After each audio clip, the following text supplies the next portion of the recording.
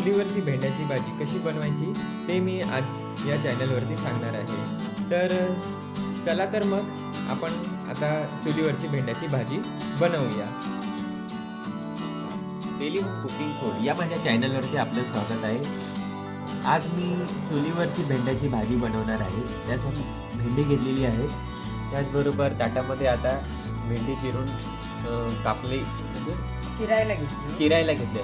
आता आपले जे मगाशी चिरत होतो ना भेंडी ती चिरून पूर्ण झालेले आहेत. आपण पाहू शकता या ताटामध्ये चिरलेली भेंडी, दुसऱ्या बाजूला किसलेला खोबरं, 4-5 मिरच्या आणि कांदा चिरलेला, 2 कांदे चिरले. आता आपण चुलीवरती जो तवा ठेवला आहे त्याच्यात आपण तेल टाकत आहोत. तेल किती टाकत आहे?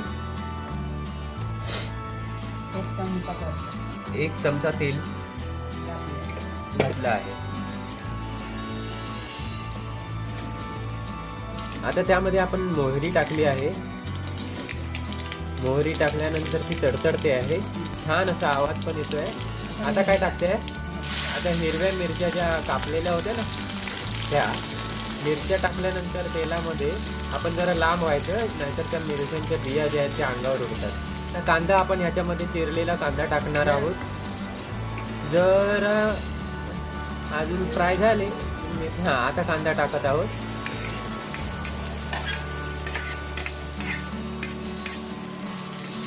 मस्तपैकी आता हा कांदा तेलामध्ये परतून घ्यायचा. मिरच्या पण आहेत त्या तेलामध्ये. आता कांद्याची पण चव या तेलामध्ये उतरेल. तव्यामधील चिरलेला कांदा आपल्याला लालूस तांबूस रंग होईपर्यंत ढवळून घ्यायचा. बघा चिरलेला हा तव्यामधील कांदा छान मस्तपैकी परतून भाजून चांगला झालेला आहे. आता यामध्ये चिरलेली भेंडी टाकत आहोत.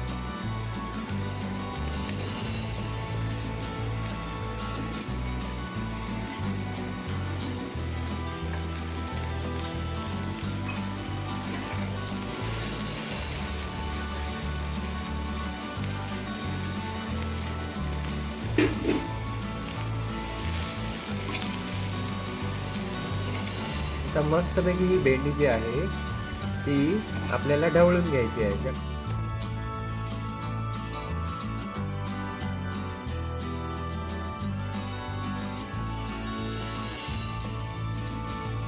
आता आपली भेंड्याची भाजी छान पद्धतीने ढवळून झालेली आहे.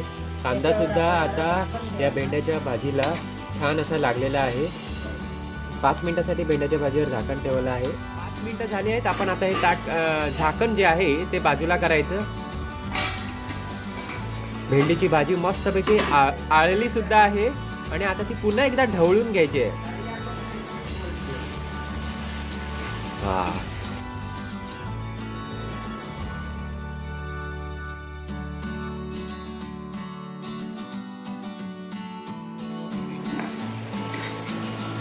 आता हे पाणी जे आहे वाफेच्या सहाय्याने जेव्हा निघून जातं त्याच्यानंतर आपल्याला या भेंड्याच्या भाजीत मीठ टाकायचं. आपण पाहू शकता भेंड्याच्या भाजीला छान अशी वाफ येत आहे.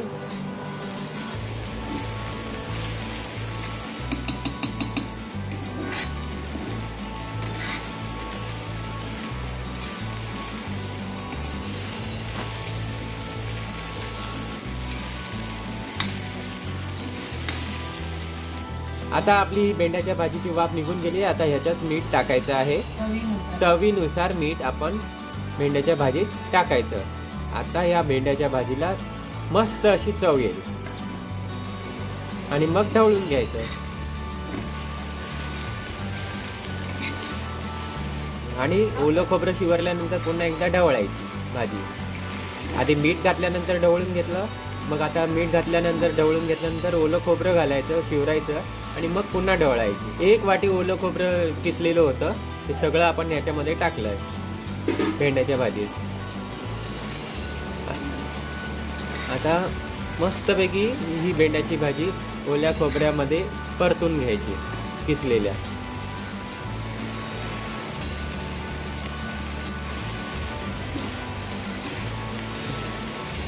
छान अशी वाफाळलेली भेंड्याची भाजी